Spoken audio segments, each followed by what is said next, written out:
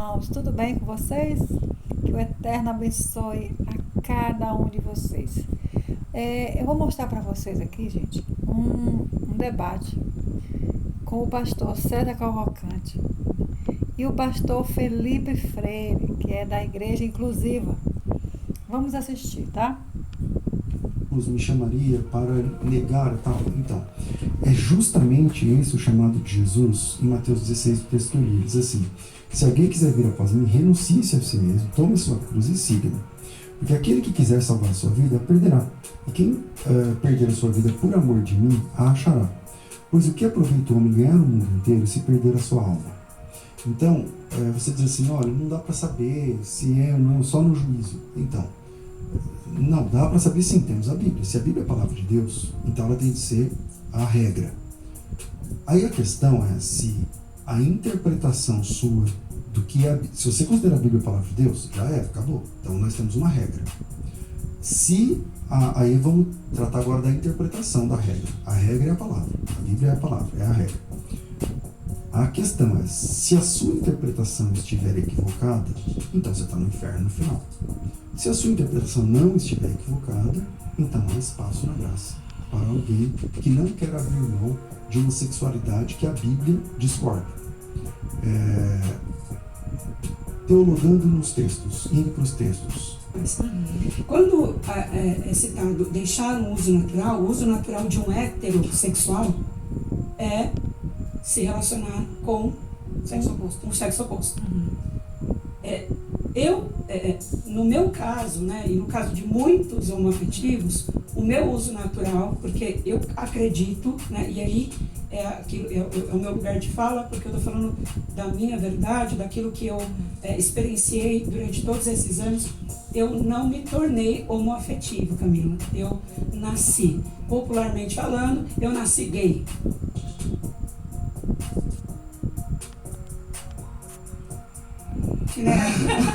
Podia ser com PH? Não é verdade. Poxa. Pastor Felipe, a igreja inclusiva, na sua opinião, ela é bíblica? Por gentileza, fundamenta as escrituras sobre essa coisa. Camila, olha só, eu tenho para comigo e acredito muito lá na palavra de Deus, lá em 1 Pedro 2, 9, 10, vai dizer que nós somos raça eleita, nação santa, povo de propriedade exclusiva de Deus, né? A fim de proclamar as virtudes daqueles que vos chamou das trevas para a sua maravilhosa luz.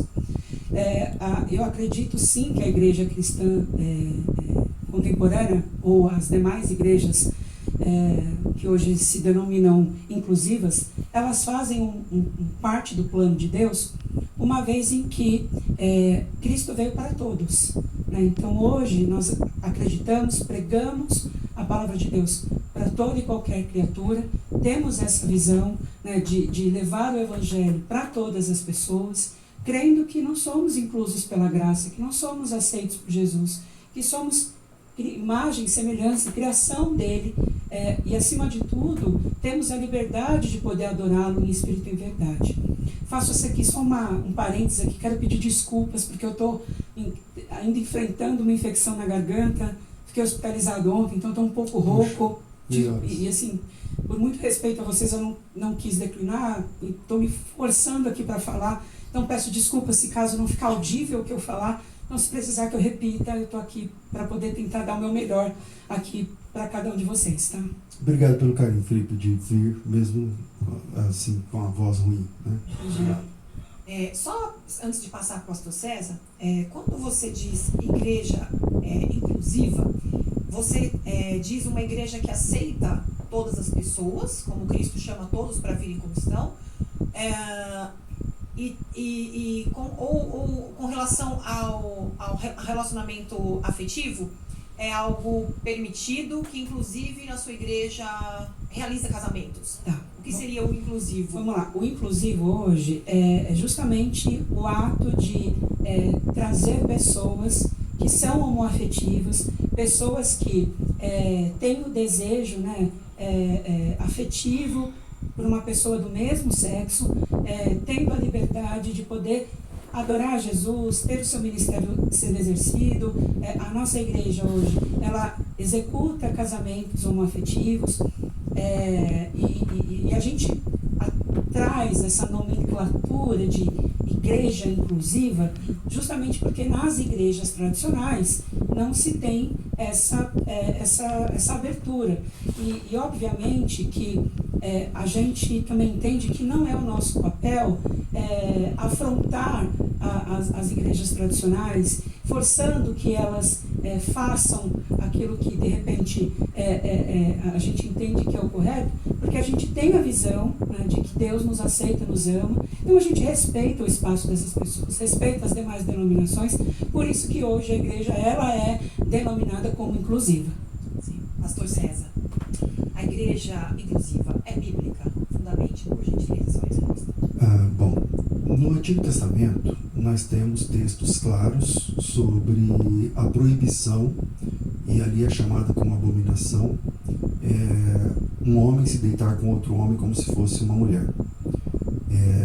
No Novo Testamento nós temos o apóstolo Paulo falando tanto desse comportamento do homem com o homem em Coríntios, tanto do relacionamento entre duas mulheres, como por exemplo em Romanos. Você conhece bem os textos.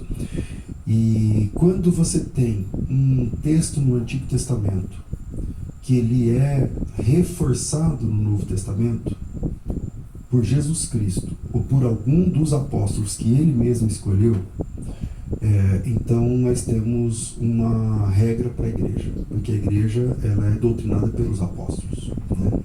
Então nós temos esses dois textos, tanto no Levítico lá no Antigo Testamento, quanto Coríntios 6 no Novo Testamento, quanto Romanos 1 também no Novo Testamento, e outros textos, outras bases que gravitam em torno desses textos basilares. Sendo assim, a igreja cristã, historicamente, ela é inclusiva no sentido de que aceita a visita e a participação de todas as pessoas, aliás, evangeliza as pessoas para participar, mas a partir do momento, tem um momento do ingresso na igreja. Então, frequentar a igreja é uma coisa e ingressar na igreja é outra coisa. Então a gente tem que fazer aqui a separação. Isso todas as igrejas são assim. E para o ingresso na comunidade da fé, os pecados e abominações e aquilo que a Bíblia considera como pecado precisa ser renunciado. Precisa ser renunciado. E como a Bíblia tem um entendimento de aquilo que hoje o nome que se fala é homoafetividade, mas antigamente, num passado não tão distante, era homossexualidade, porque até a palavra homoafetivo é uma palavra, se a gente for ir para o gramatiquês aqui, o desejo homoafetivo. Não, veja, o amor, o afeto. A questão não é amor e afeto. Eu tenho afeto por pessoas do mesmo sexo, eu tenho afeto pelo meu filho, eu tenho afeto pelo meu pai, eu tenho afeto por meus irmãos, mas eu não transo com essas pessoas. Então, a questão é o sexo entre duas pessoas do mesmo gênero.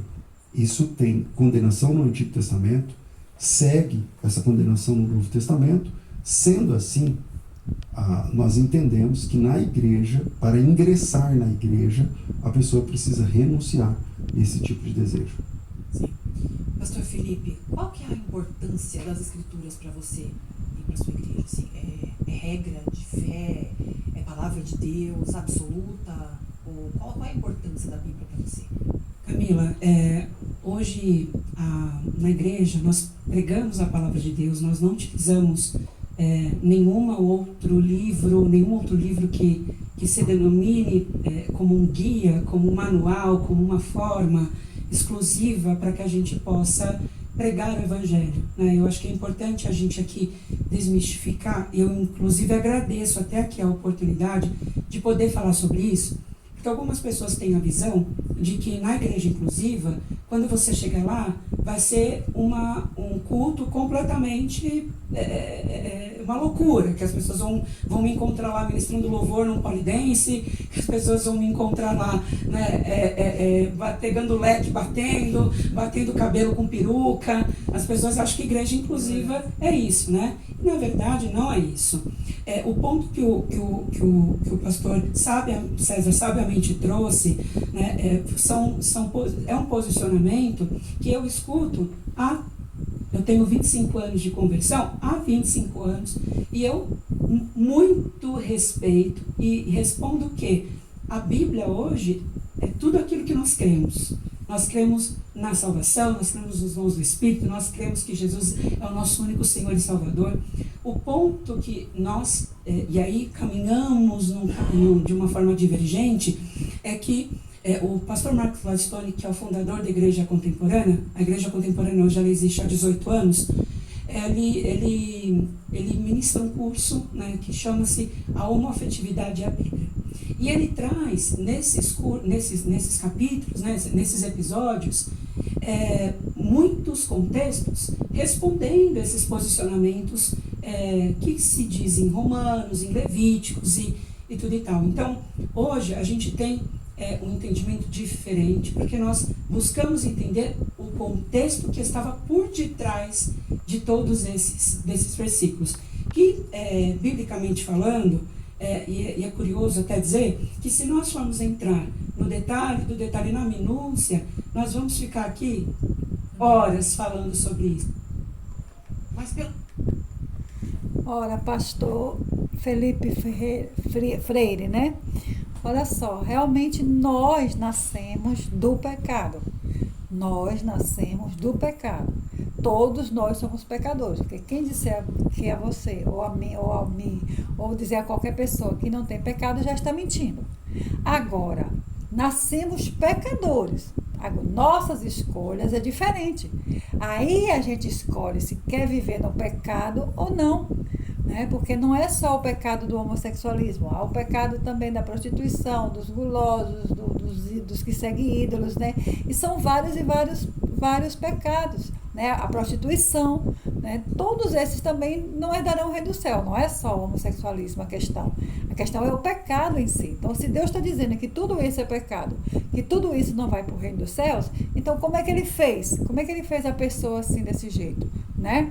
Não, ele não fez, isso aí foi nossa livre escolha. Por isso que o próprio Jesus, ele diz que a gente tem que matar a nossa carne, né? Matar a nossa carne e carregar a nossa cruz para seguir a ele, porque nós temos que abandonar o pecado, pastor Felipe, nós temos que abandonar o pecado, matar os nossos desejos. Será que eu também não tenho desejo da carne?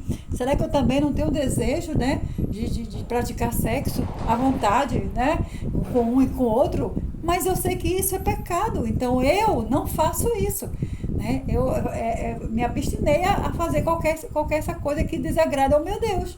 Então, eu poderia, eu sou livre, porque o próprio Deus, ele nos deu livre-arbítrio, né? A questão é essa, ele nos deu livre-arbítrio, mas há de você escolher seguir o pecado ou não, há de você querer matar o desejo da sua carne ou não. Isso aí é escolha sua, é escolha minha, tá? Então, meus amores, um beijo enorme, que Deus nos abençoe, né, e que nos santifique, para que possamos estarmos todos juntos na graça, né, ganharmos a nossa maior riqueza, que é a nossa salvação. Beijo para todos.